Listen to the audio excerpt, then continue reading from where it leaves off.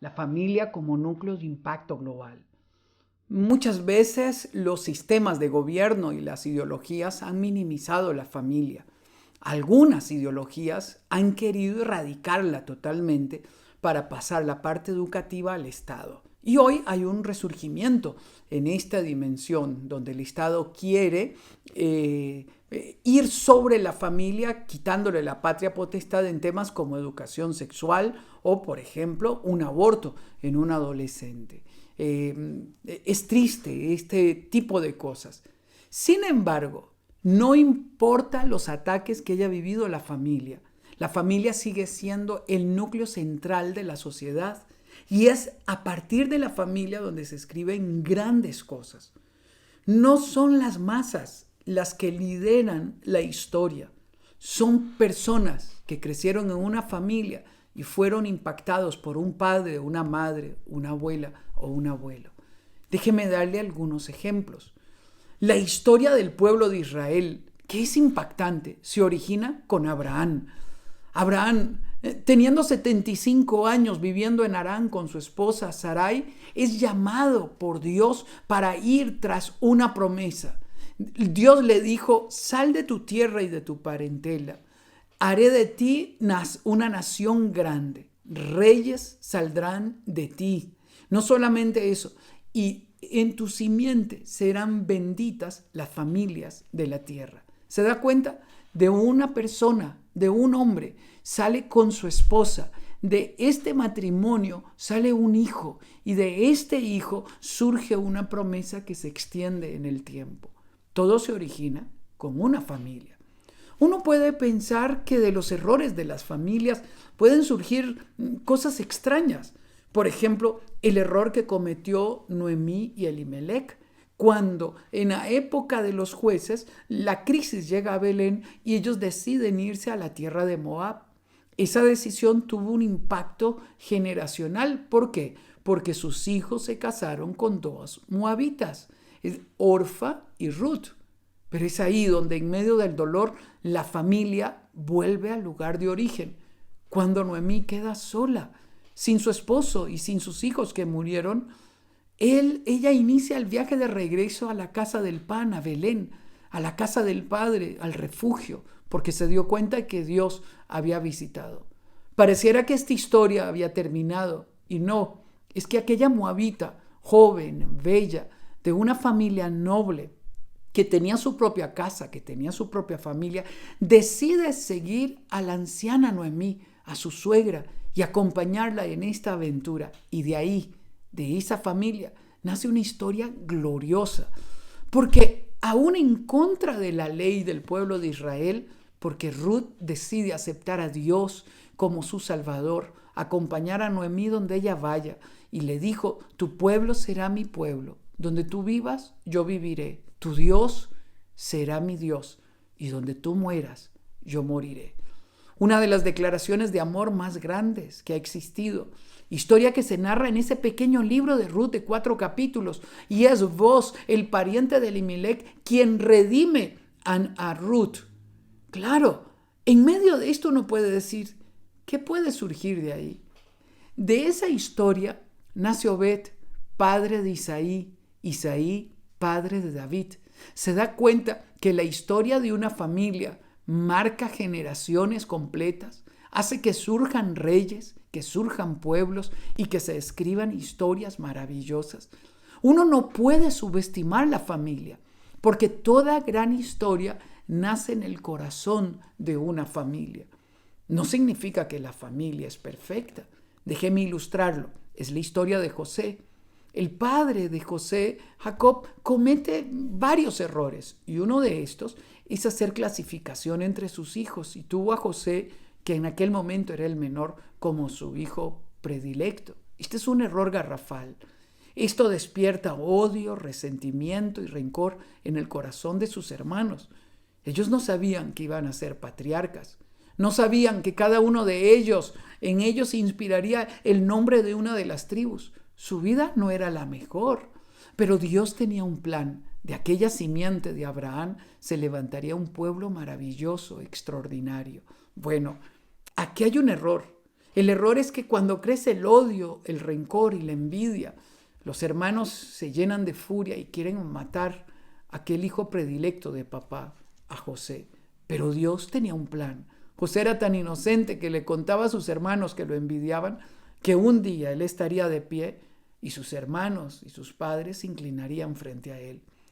Note bien que José nunca interpretó el sueño. Era solamente el sueño de un joven de 17 años. Lo venden como esclavo y lo llevan a Egipto. Ahí comienza a tramarse el cumplimiento de la historia. Vive como esclavo, llega a la cárcel, pero un día, después de los 30 años, donde parecía que Dios podía haberse olvidado de esta historia, no, lo había llevado para preparar el corazón de un rey, el gobernador de Egipto, el hombre más importante después de Faraón. ¿Para qué? Para redimir la familia, para escribir una historia. Él fue el que vino a alimentar, ayudar. No fueron ustedes los que me enviaron aquí, les dice José cuando ellos temerosos se dan cuenta que es su hermano. Lo que quiero decirle es que no hay familia perfecta, ni siquiera en la Biblia. No hay familia perfecta. Todos vivimos en familias que en algunos momentos parecieran disfuncionales y en otros momentos lo son. Familias que se destruyen, pero que cuando hay una promesa, que cuando se afirman en Dios, escriben historias que impactan el mundo entero.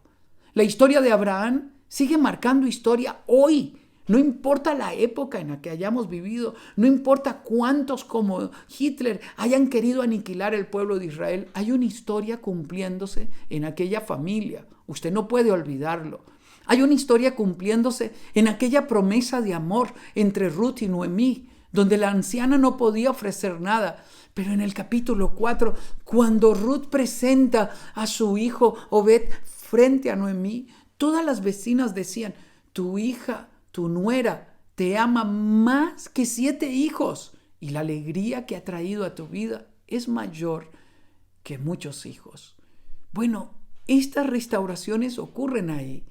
Es ahí, en esa historia, donde a veces nosotros no entendemos la dimensión. Podía ser que Obed, el hijo de Boz y Ruth, iba a ser rechazado porque tenía sangre moabita, pero había sido redimido, porque aquella moabita se convierte en una matriarca. El otro día, estudiando la historia del pueblo de Israel, Ruth es una de las pocas mujeres que en la historia es llamada matriarca. ¿Sabe por qué? Porque decidió poner a Dios como su roca y su refugio. Sí, es en la familia donde también se sanan las heridas, como fue el caso de Noemí. Noemí dijo: no me llamen alegría cuando regresó, llámenme Mara, porque me fui con las manos llenas y he regresado con las manos vacías. Cuando actuamos en obediencia, como lo hizo Ruth, somos capaces de escribir historias que impacten generaciones completas. No desista, por favor, en amar a su familia. Le comparto 5 principios fundamentales que le van a ayudar a comprender que usted nació para impactar generaciones. Número 1, ame a su familia tal cual es. Ámela. Acepte a su familia tal cual es. Acéptela. Si usted es una madre sin cónyuge, si usted ha enviudado, entienda que Dios no ha perdido control. Que usted puede sacar adelante a este hijo como lo sacó la mamá y la abuelita de Timoteo y lo llevaron adelante y lo introdujeron a Pablo. Y de este discípulo nace una gran historia. ¿Se da cuenta? Una madre valiente que se casó con un esposo griego. A lo mejor en algún momento lo vio como un error y que seguro lo era en aquel momento. Pero Dios redime nuestra historia. Por eso ame a su familia. Acéptela tal cual es. Valórela. Número 3, impulse a su familia al destino que Dios ha diseñado. No al destino de la culpa que usted tiene por los errores cometidos. No al destino marcado por las palabras que en algún momento papá o el abuelo decían de nosotros, que no servíamos para nada, que íbamos a ser un fracaso. Se equivocaron. El destino de su generación se levanta sobre las promesas de Dios y no sobre los errores del pasado. Por favor, tome la crianza de su familia no como una carga, sino como una gran bendición de Dios. Levante un legado en el corazón de ellos. Lo que quiero decir con este punto es que usted tiene que ver su misión de ser padre, madre, abuelo y abuela como una misión generacional, y usted es el eslabón presente, el Abraham de su familia, el David de su familia, el José de su familia, el Esther de su familia, que sigue escribiendo una historia que trasciende generaciones. Escriba un legado. ¿Sabe? En Enfoque a la Familia hemos creado varias series que están en el app de Enfoque a la Familia. Usted puede ir a series.enfoquealafamilia.com y buscar la serie de videos que hice que se llama Cómo construir un legado que impacte generaciones. Legado, búsquelo. Si usted educa a sus hijos con sentido de misión, sus hijos crecen con sentido de destino.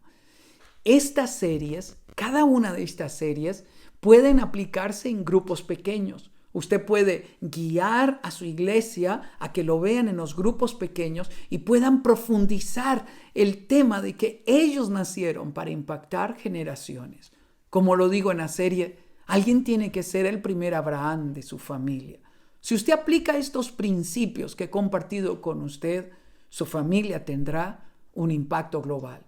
Siempre me he preguntado, ¿y padre de quién soy yo? ¿Y abuelo de quién llegaría a ser? Antes de tener a mis hijos, Dios habló a nuestro corazón y nos dijo, necesito que tengan hijos porque ellos impactarán su generación. Necesito líderes para su generación. Le confieso algo, yo no quería tener hijos porque el mundo está malo, está muy malo. Pero un día en oración Dios me impactó y me habló y me dijo, tienes que tener hijos porque necesito líderes para su generación.